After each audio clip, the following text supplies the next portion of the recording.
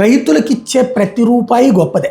2482 కోట్ల రూపాయలు ఇవాళ రేవంత్ రెడ్డి రైతు భరోసా కింద ఇచ్చారు. 73.32 లక్షల మంది రైతులకు ఇస్తున్నామని ప్రకటించారు. అయితే ఇక్కడే అసలు మతలబు ఉంది. 41 లక్షల మందికే ఇప్పుడు ఇస్తున్నారు. 2 ఎకరాల లోపు రైతులకి మాత్రమే రైతు భరోసా విడుదల చేస్తున్నారు. 44.28 లక్షల మంది కాదు. అప్పట్లో 5 ఎకరాల వరకు అన్నారు, ఇప్పుడు 2 ఎకరాలకు వచ్చింది. అంటే రైతు భరోసా లబ్ధిదారుల సంఖ్య తగ్గిపోతుంది.